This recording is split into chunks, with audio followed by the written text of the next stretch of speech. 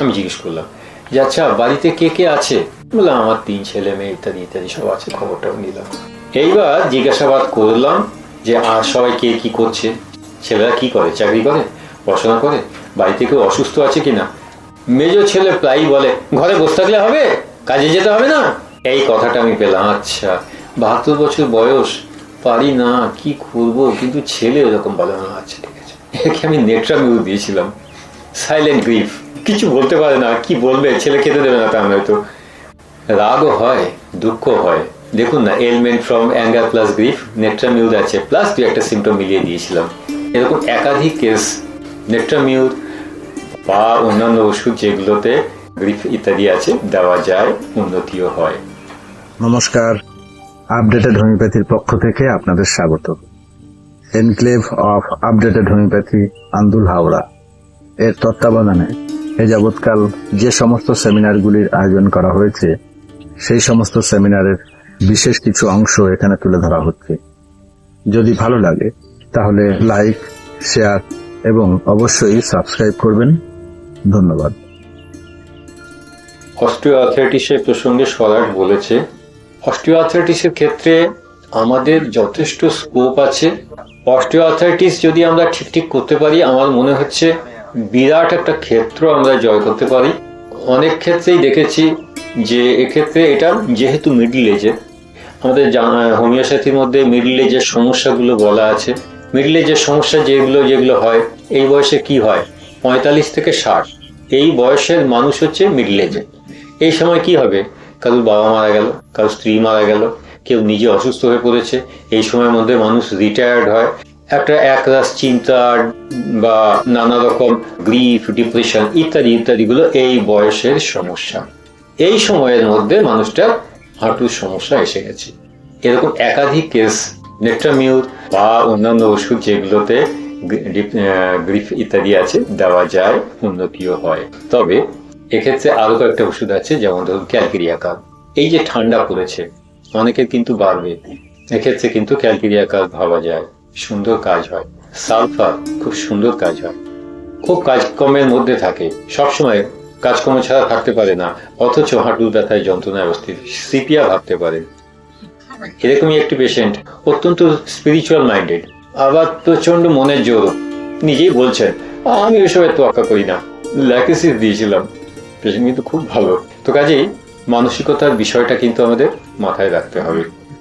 গতদিন এখানে আমরা একটি কেস বলেছিলাম, বাবা এবং ছেলের কাহিনী, গত মাসেই বলেছিলাম, হয়তো আপনাদের মনে আছে। টাকা চুরি গেছিল, বাবা ফিরে এলো, প্রচন্ড তার ডিপ্রেশন, হাই, এই পয়সা রোজগার করলাম, সব চলে গেল। ঘটনা ঘটার বোধহয় 8-9 বছর পরে আমি তাকে দেখছি। আমার বিশ্বাস তিনি হয়তো সেই ধাক্কা এখনো সামলে উঠতে পারেননি। এই চিন্তা করে আমি কিন্তু নেট্রামিউ দিয়েছিলাম, প্রায় মাস 6 শুধু নেট্রামিউরেই ছিলেন, ভালো ছিলেন। তাহলে ওই সাইলেন্ট গ্রিফ ইত্যাদিগুলো কিন্তু একটা বিষয়। আশ্চর্যের বিষয়, বছর 2-3 আগে একটি সেমিনারে গেছিলাম, সেখানে এরকমই একটা কেস, হাজবেন্ড মারা যাওয়ার পর থেকে হাঁটুর ব্যথা, একদম ডাইরেক্ট বলেই দিচ্ছে।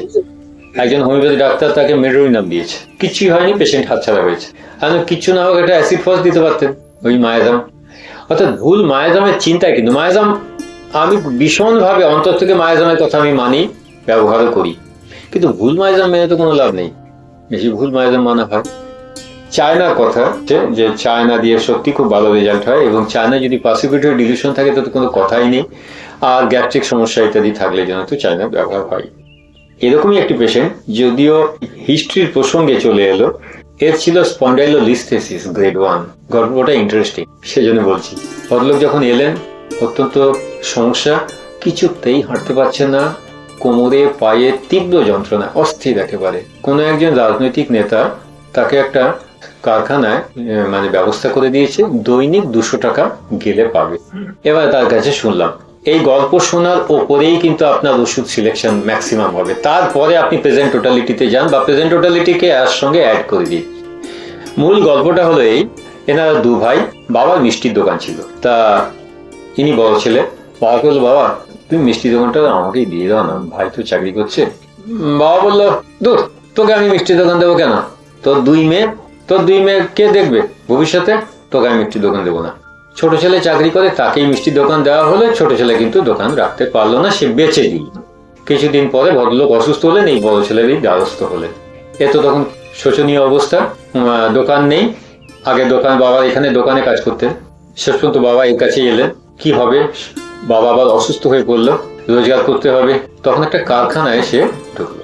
এই পেশেন্টের এই যে হিস্ট্রি শুনে আমি প্রথম তাকে দিই প্রোটিয়াস। দীর্ঘদিন প্রোটিয়াসে প্ল্যাসিবো প্ল্যাসিবো, খুব ভালো আছে। প্রোটিয়াসের পরে এই পেশেন্ট বোধহয় বছর 2-1 চিকিৎসা করেছে, আমার কাছে মাত্র 2 দিন সশরীরে এসছে। অর্থাৎ একদিন কামাই দিলে তার 200 টাকা লস। তার 2টি মেয়ে কলেজে পড়ে, না একটি কলেজে পড়ে, একটি স্কুলে পড়ে। কি করবে? সেই জন্য তার স্ত্রী এসে রিপোর্ট দিত। পেশেন্টকে সরাসরি দেখা আমার পক্ষে সম্ভব নয়, অনেক সময় কল্পনা, অনুমান, এইগুলো আশ্রয় নিয়েছি। আচ্ছা ঠিক আছে, কিছুটা ভালো আছে, তারপরে যেন একটা থেমে আছে।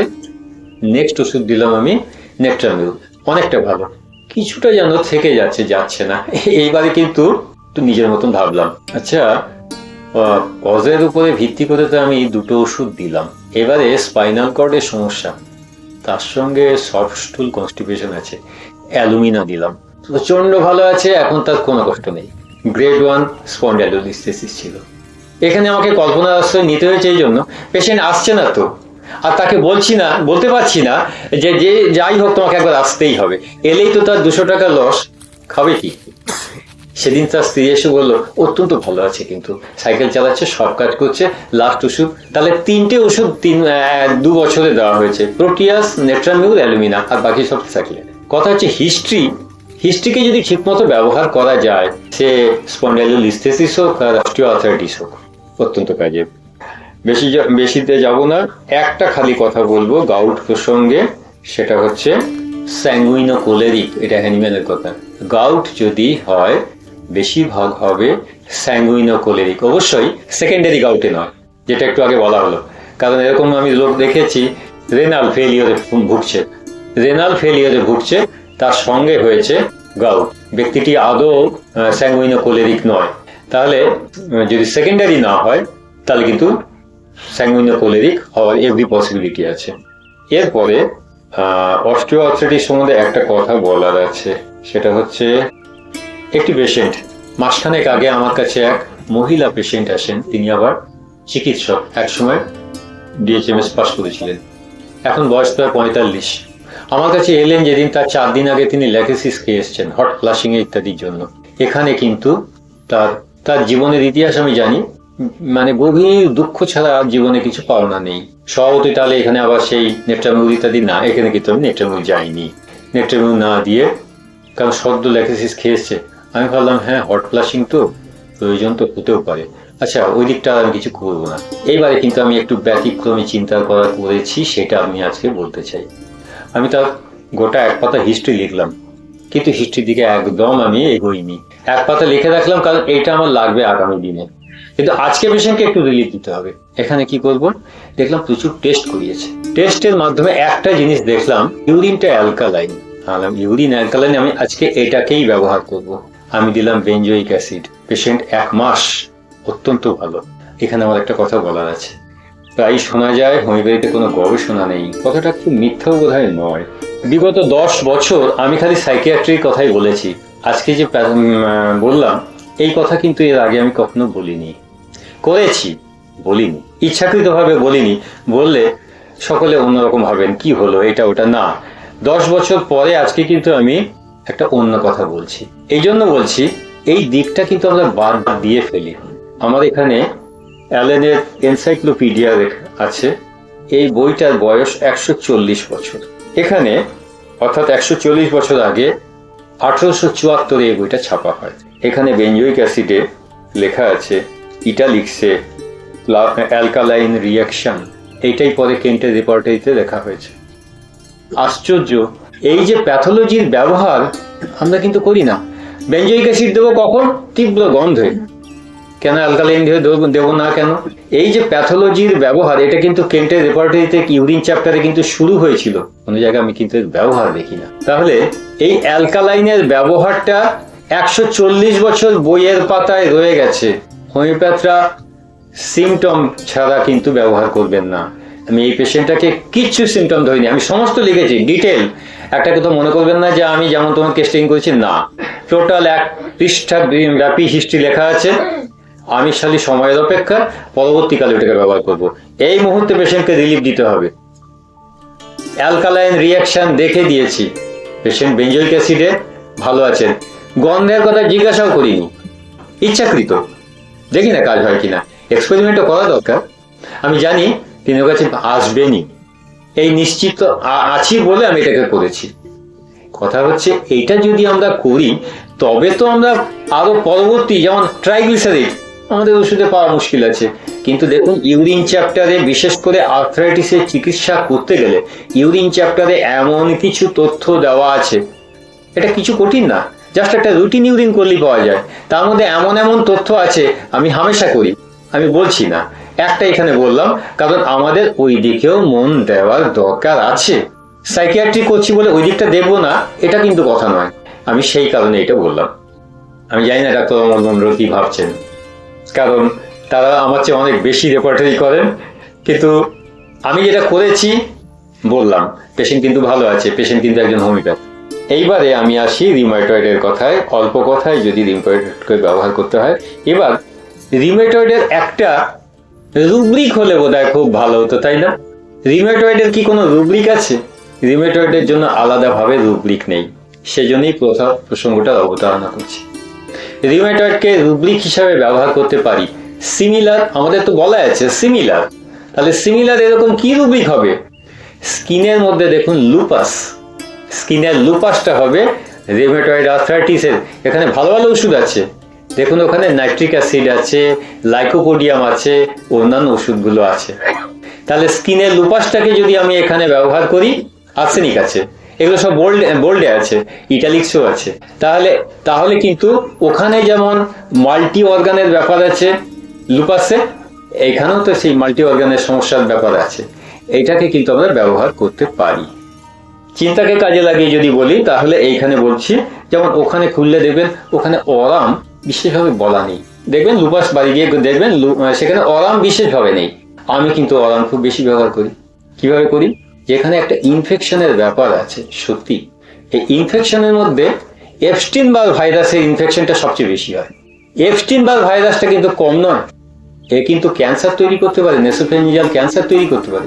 তাহলে এপস্টিন-বার ভাইরাসের, এইবার আপনি অন্য জায়গা খুলুন, এই অক্সফোর্ডের সাইকিয়াট্রি খুলুন কিংবা প্যাথোলজি বই খুলুন, সেখানে লেখা আছে ক্রনিক ফেটিক সিনড্রোম, অর্থাৎ একটা ডিপ ডিপ্রেশনের ব্যাপার আছে। আমি ওখান থেকে অরামটাকে বেছে নিয়েছি এবং রিউমাটয়েডে অরামের ব্যবহার করে দেখবেন রিউমাটয়েডের পেশেন্টগুলো ভীষণ ডিপ্রেসড। তাহলে যদি ওখানে ইনফেকশনের ব্যাপার থাকে, আর যদি আমি এই ক্রনিক ফেটিক সিনড্রোমকে যদি এইখানে ফিট করতে পারি, কাজে লাগাতে পারি, তাহলে অরামকে আমি ব্যবহার করতে পারবো।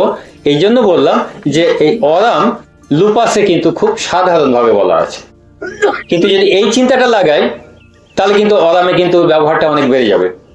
এবং আমি অরাম ব্যবহার করে দেখেছি, খুব ভালো রেজাল্ট। এবং অরাম কিন্তু অ্যালোপ্যাথ চিকিৎসকরাও ব্যবহার করেন। এটা 1929-এ গোল্ডের ব্যবহার শুরু হলো রিউমাটয়েড আর্থ্রাইটিসে। তারপরে বাজারে যখন কর্টিসন এসে গেল, ওটা বন্ধ করে গেল। কিছুদিন পরে যখন দেখা গেল কর্টিসন একটা লিমিটেড জায়গা পর্যন্ত নিয়ে যাচ্ছে, তার বেশি আর এগোচ্ছে না, তখন আবার গোল্ডকে ফিরিয়ে আনা হলো। এখনো কিন্তু গোল্ড ব্যবহার হয়, তাহলে অরাম ব্যবহার হচ্ছে। এবার এপস্টিন-বার ভাইরাসের এই যুক্তিটাকে যদি আমি এখানে লাগাতে পারি, তাহলে তো আমি এপস্টিন-বার ভাইরাসের যে ডিপ ডিপ্রেশনের ব্যাপার আছে, দেখবেন হাসি মুখের কোনো রিউমাটয়েড আর্থ্রাইটিসের পেশেন্ট প্রায় দেখবেন না, এরা প্রত্যেকে ডিপ্রেসড ভীষণভাবে। আবার ওখানে আরেকটা বলি, অক্সালিক অ্যাসিড আমি দেখেছি, অক্সালিক অ্যাসিডের ব্যবহার কিন্তু ওই রুব্রিকে নেই, কিন্তু আমি করে দেখেছি অক্সালিক অ্যাসিডের ভালো ব্যবহার রিউমাটয়েডে পাওয়া যায়। এরকমই ধরুন কোনো পেশেন্ট এসছে, বহু চিকিৎসা করেছে, এক্ষুনি একটু রিলিফ দিতে পারলে ভালো হয়, কি দেবো? অ্যাড্রিনালিন দিয়ে দেখা যেতে পারে, সাময়িক 7-10 দিনের জন্য কিন্তু রিলিফ হবে। হ্যাঁ, মনে রাখতে হবে এটাই কিন্তু যথেষ্ট নয়, এটা কিন্তু শেষ নয়, এরপরে কিন্তু আমাদের অন্য ওষুধে যেতে হবে। যেখানে ডিফর্মিটি হয়ে গেছে, এই ডিফর্মিটি হয়ে গেলে খুব মুশকিল। কিন্তু সবগুলো জয়েন্ট ডিফর্ম হয়নি, আমাদের স্কোপ আছে। যদি কিছু করা যায় হোমিওপ্যাথিতে করা সম্ভব। ডিফর্মিটি হয়ে গেলে হয়তো কিছু করতে পারবো না, কিন্তু তা যদি না হয় তাহলে কিন্তু আমাদের করার স্কোপ আছে।